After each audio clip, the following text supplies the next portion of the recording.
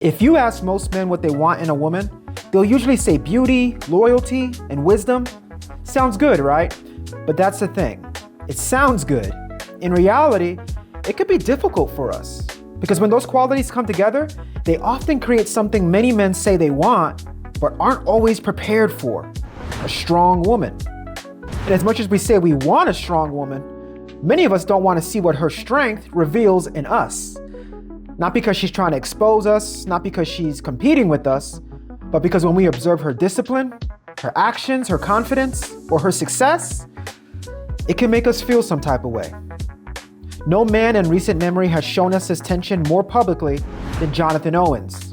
And whether people understood him, judged him, or defended him, his marriage to Simone Biles gives us a powerful example of how men can escape the ego trap, support their wives, and find fulfillment in humble leadership. Let me explain. Here's where this gets real.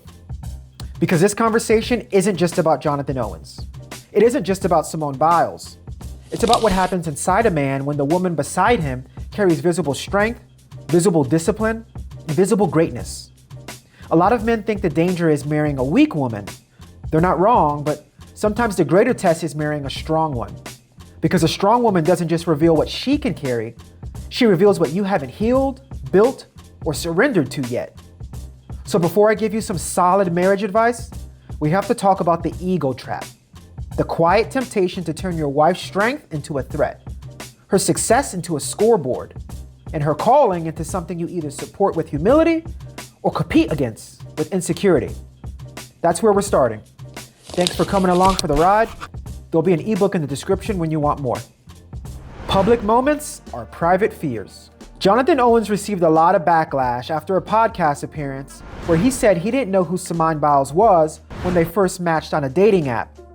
And then he doubled down by saying, "I always say that men are the catch."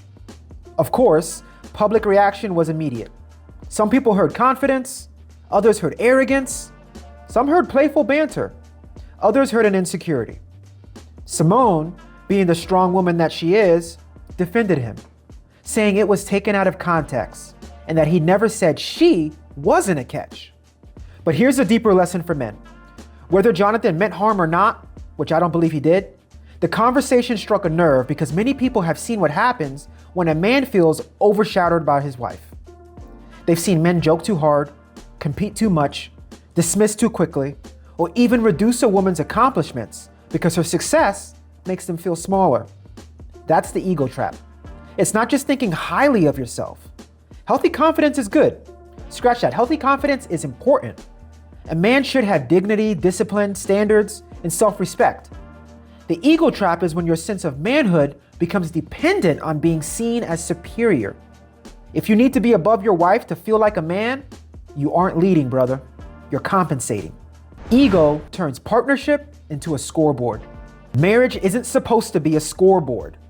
It isn't who makes more, who's more famous, who gets more attention, who's more educated, who's more successful. In fact, I got good news. If one of you is successful, both of you are successful. The second a marriage becomes a scoreboard, both people start losing. Because that's when love becomes performance and support becomes negotiation. A man trapped in ego hears his wife's success as an accusation. If she wins, he feels exposed. If she gets praised, he feels ignored. If she's admired, he feels replaced. So instead of celebrating her, he starts managing her shine. He makes comments that bring her down a notch. He withholds enthusiasm. He becomes distant during her big moments. He tells himself he's being realistic, but deep down, he's trying to protect an insecure identity. But a mature husband understands this. Your wife's crown doesn't remove yours. Her gift isn't your humiliation. Her opportunity isn't your demotion.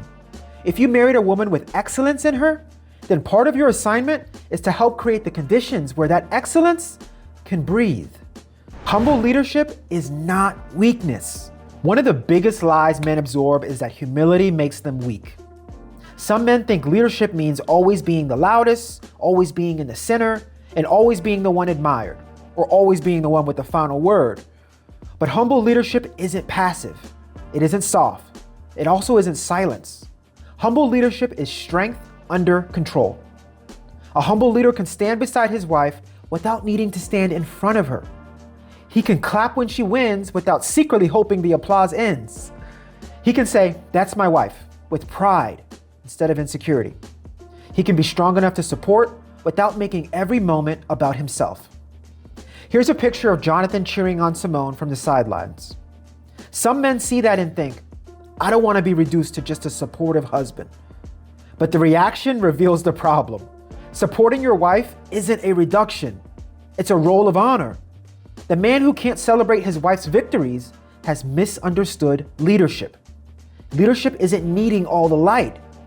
Leadership is knowing when to hold the light for someone you love. The first step out of the ego trap is self-honesty. Men, if your wife's success bothers you, please don't rush to justify it. Don't hide behind jokes. Don't call her prideful because you feel insecure. Don't pretend you're just traditional when the truth is that you feel unseen. Instead, start with honesty. Ask yourself, why does her praise make me feel uncomfortable? Why do I need people to know I matter too? Why do I feel less masculine when she's admired? Am I actually leading, or am I trying to avoid feeling exposed? Self-honesty doesn't make you less of a man. It makes growth possible. The man who can tell the truth about his insecurity can finally stop being ruled by it. Support is more than showing up. Supporting your wife isn't just attending events, taking photos, or saying "I'm proud of you" when people are watching. Real support is private. It's emotional, it's logistical, it's spiritual. It's the way you speak to her when she doubts herself. It's the way you protect her peace when pressure is high. It's the way you refuse to make her dreams feel like an inconvenience. A supportive husband learns the language of his wife's calling. If she's an athlete, he learns what training costs her. If she's an entrepreneur, he learns the pressure of risk. If she's a mother, he learns the invisible labor she carries. If she's a leader, he learns the loneliness that comes with responsibility. Support starts when you stop viewing her world as competition and start viewing it as part of your shared mission. And support also means restraint. Sometimes the most loving thing a husband can do is not add pressure, not bring the attention only to his feelings in her high-stakes moments, not demand reassurance when she's already carrying a lot. There are seasons where leadership means you saying, "Go do what you were built to do. I'm here. I'm good. I'm not threatened by your strength." A man needs an identity bigger than comparison. The ego trap becomes dangerous when a man has no identity outside of comparison. If he only knows himself by being stronger, richer, smarter, more respected, or more needed than someone else, then marriage will constantly threaten him. A healthy husband knows who he is before the room starts clapping for his wife. He has purpose. He has discipline. He has work to do. He isn't waiting for his wife to shrink so he can feel tall. He's building a life of substance, character, service, and contribution. That's why men must cultivate their own calling, not in competition with their wives, but in cooperation with the household. A man who's neglecting his own growth will often resent the woman who isn't neglecting hers. The solution isn't to pull her down. The solution is to become disciplined enough to build what you're responsible for building in the first place. Marriage is stewardship, not ownership. Another way ego damages marriage is by confusing stewardship with ownership. Some men think, "She's my wife," and translate that into, "Her life should revolve around my comfort." But marriage isn't ownership. Your wife isn't a trophy, accessory, employee, or supporting character in your story. She's a whole person entrusted to your care, and you're entrusted to hers as well. Stewardship asks different questions. Not how do I keep her from outgrowing me, but how do I become the kind of man who can walk with her as we both grow? Not how do I keep control, but how do I create trust? Not how do I make sure I'm seen, but how do I make sure our marriage is healthy, honest, and strong? A man who leads through stewardship doesn't need to diminish his wife to feel powerful. His power is expressed through protection, provision, presence, patience, and principled in love. Confidence without ego sounds different. A confident husband can say, "My wife is incredible," without adding a disclaimer. He can say she's gifted without rushing to remind everyone that he's gifted too. He can say, "I'm proud of her," without needing credit for her success. He knows that he has value without diminishing hers. This is the balance men need. Don't become a doormat. Don't lose your voice. Don't pretend your needs don't matter, but also don't confuse being valued with being worshipped.